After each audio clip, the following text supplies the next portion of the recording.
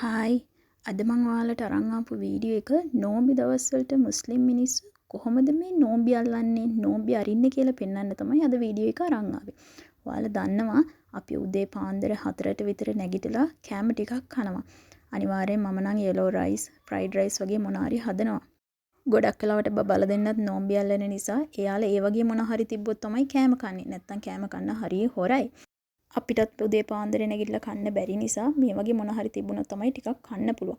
එහෙම කියලා හැමදාම මම ඔය වගේ මොන හරි දේවල් තමයි හදන්නේ. කෑම එක නම් මම රෑටම උයලා තියෙනවා. ඊට පස්සේ ඉතින් උදේට පොඩ්ඩක් රත් කරලා ගන්න තමයි තියෙන්නේ. බබාලටත් කිරි එකකුත් හදලා දීලා අපිත් අනිවාර්යෙන් උදේට තේ එකක් බොනවා. නැත්තම් ගොඩාක් වෙලාවට අපිට ඔලුව කැක්කුම හැදෙනවා. අපි ප්‍රේ කරලා තමයි උදේට කන්න පටන් ගන්න. කාලේ ඉවර වෙලා ඊට පස්සේ ඉතින් අපිට වැඩට යන්න තියෙනවා. මුස්ලිම් ස්කූල් වලට නම් ඔයාලා දන්නවා අනිවාර්යෙන් නෝම්බි කාලේට නිවාඩු දෙනවනේ. අපිට එහෙම නිවාඩු දෙන්නේ නැහැ. ඒ නිසා අපි ඉතින් නෝම්බි දවස් වලට ඉස්කෝලේ යන්න ඕනේ. හැබැයි ගොඩක් වෙලාවට ඒක හොඳයි. මොකද අපි ඉස්කෝලේ ගියාට පස්සේ අපිට වෙලාව යනවා තේරෙන්නේ නැහැ.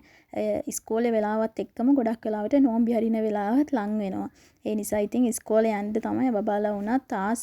එයාලා කැමති ඉස්කෝලේ යන දවස්වලට නෝම්බි අල්ලගෙන යන්න. මොකද එයාලා කියනවා එයාලට වෙලාව යනවා තේරෙන්නේ නැල්ලු. හැබැයි ඉතින් අපිට නම් ගෙදර ඇවිල්ලත් ඉතින් වැඩ තමයි. ඉස්කෝලේ ගිහිල්ලා ඇවිල්ලා ඉතින් තමයි ගෙදර ගෙවල් ලස් කරන වැඩ ඊට පස්සේ අවුරුදු ළඟ නිසා ඇඳුම් මහන වැඩ මේ වගේ දේවල් ඔක්කොම කරගන්න ඉස්කෝලේ ඇරිලා ඇවිල්ලා. ඊට පස්සේ ඉතින් 3:00 වෙනකොට ඔන්න ඉතින් කුස්සිය පැත්තට අනිවාර්යෙන් යන්න ඕනේ. නෝම්බි අරින වෙලාවට අපි ෂෝටිස් එකක් තමයි මොනවා හරි ගොඩක් වෙලාවට හදන්නේ. හැබැයි සමහර ගෙවල් තියෙනවා එයාලා ඔය බත් හදනවා, ඉදියාප්ප පිට්ටු වගේ දේවලුත් හදනවා. හැබැයි අපේ ගෙදර කවුරුත් ඕවා හැදුවා කියලා කන්නේ නැහැ. එයාලට අනිවාර්යෙන් ෂෝටිස් මොනවා හරි හදන්න ඕනේ. මං ඉතින් වැඩ කරන වෙලාවට ගොඩක් වෙලාවට බබාලා දෙන්නවත් හවුල් කරගන්නවා. මොකද එයාලත් එක අතකින් පුරුදු වෙනවා වැඩ කරන්න. අනිත් පැත්තෙන් ඉතින් අපිටත් එක අතකින් ලේසිනේ. ඒ නිසා ගොඩක් වෙලාවට බබාලා දෙන්නත් එනවා මාත් එක්ක මොන හරි වැඩ ටිකක් කරලා දෙන්න. මම ඉතින් ගොඩක් වෙලාවට එක ෂෝටිස් එකක් නැත්තම් අනිවාර්යෙන් දෙකක් හදනවා වර්ග දෙකකින් හදනවා. මොකද බබාලා එතකොට ආසාවෙන් නෝම්බි අල්ලනවානේ. එහෙම කියලා. මම නම් ගොඩක් වෙලාවට 3:00 පස්සේ වගේ මට කවුරු හරි කෝල් කරද්දි මම ඒ කෝල් ආන්සර් කරන්නෙත් නැහැ. මොකද ඒ වෙලාවට ගොඩාක් බිසි නෝම්බි අරින්න හදන්න තියෙනවා. ෂෝටිස් විතරක් නෙමෙයි අපි අනිවාර්යෙන් බීම් එකකුත් හදනවා. වතුරත් එක්කම බීම් එකකුත් බොනවා ඉතින්. ඒක සාමාන්‍යයෙන් පුරුද්දට ගිහිල්ලා බීම් එකකුත් බොන එක. ඉස්සර නම් හැමදාම වගේ ෆලූඩ තමයි බොන්නේ නෝම්බි අරිනවා නම් අපි ගොඩක් ෆලූඩ ගෙනල්ලා තියාගන්නවා. හැබැයි දැන් ගොඩක් දුරට ඒක අඩු කරලා තියෙන්නේ මොකද හෙල්දි නැති නිසා. ළමයිටත් දෙන්න සුදුසු නෑනේ. ඒ නිසා ගොඩක් වෙලාවට පළතුරු බීම් එකක් වගේ අනිවාර්යෙන් හදනවා. හැමදාම තියෙනවා පළතුරු බීම් එකක් වගේ හදා ගන්නවා. මොකුත්ම නැත්තම් තමයි මොන හරි ওই ෆලූඩා වගේ එකක් අපි හදාගන්නේ. නෝම්බි මාසෙට ඔයාලා හැමෝම දන්නවා හැම පල්ලියකම වගේ කැඳ හදනවා. ඒ ගොඩක් වෙලාවට ඉතින් අපි ඒ කැඳ ගන්නවා. කැඳ ගන්න නැති මිනිස්සුත් ඉන්නවා. මම පොඩි කාලේ නම් අපි අම්මලා කැඳ ගත්තේ නැහැ එහෙ. මොකද එයාලා ඊරහට කැමති නැහැ කියලා.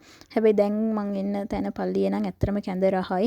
අපි පල්ලියෙන් තමයි කැඳ ගන්නෙ. අපි ෂෝටිස් හදලා අපේ අල්ලපු ගෙවල් වලට චුට්ට දීලා තමයි ඊට පස්සේ අපි නෝම්බි අරින්නේ. නෝම්බි අරින වෙලාවට අපි අනිවාර්යෙන් ප්‍රාර්ථනාවක් කරනවා. ප්‍රාර්ථනා කරන නෝම්බි අරින වෙලාවට ප්‍රාර්ථනා කරන එක අපි හිතාගෙන ඉන්නවා ඒ වෙලාවෙම ඉෂ්ට වෙනවා කියලා. ඉතින් අපි ගොඩාක් නෝම්බි මාසෙ ඇවිල්ලා ප්‍රේ කරනවා. කුර්ආන් එක පාරායනය කරනවා. ඒ වගේ ගොඩක් හොඳ වැඩ තමයි කරන්නේ. නෝම්බි අල්ලනවා කියන්නේ අපි කන්නතු ඉන්න එක විතරක් නෙවෙයි. ඒ ඇරෙන්න අපි ඇවිල්ලා ඔය සංගීතය, චිත්‍රපටි බලන එක, රණ්ඩු සරුවල් ඇති කරගන්න එක, ඊර්ෂ්‍යාව, ක්‍රෝධය මේ හැම දෙයකින්ම මිදිලා අපේ ඇවිල්ලා සිත দমনය කරගෙන ඉන්න එකට තමයි අපි කියන්නේ නෝම්බි අල්ලනවා කියලා. ඇත්තටම එහෙම තමයි වෙන්න ඕනේ. කන්නතු විතරක් ඉඳලා අනිත් මිනිස්සුත් එක්ක රණ්ඩු වෙලා අපි ඇවිල්ලා තව කෙනෙක්ට වෛර කරගෙන, ක්‍රෝධ කරගෙන, ඊර්ෂ්‍යාව කරගෙන ඔහොම කරගෙන එකෙන් ඇත්තටම කිසිම පළක් අපේ නෝම්බි වලින් හම්බෙන්නේ නැහැ.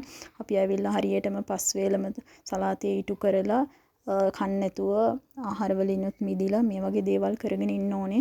ඒක තමයි ඇත්තටම නෝම්බි කියලා කියන්නේ. ඔයාලා දන්නවා මුස්ලිම් කට්ටියගේ ගෑනු උදවිය ඇවිල්ලා ගොඩක් වෙලාවට පල්ලියට යන්නේ නෝම්බි මාසෙදි විතරයි. පල්ලියට ගිහිල්ලා ඒගොල්ලන්ට ඇවිල්ලා ප්‍රේ කරන්න පුළුවන් නෝම්බි මාසෙදි විතරයි. කියන්නේ අපේ රමසාන් මාසෙදි විතරයි අපිට පල්ලියට යන්න පුළුවන්.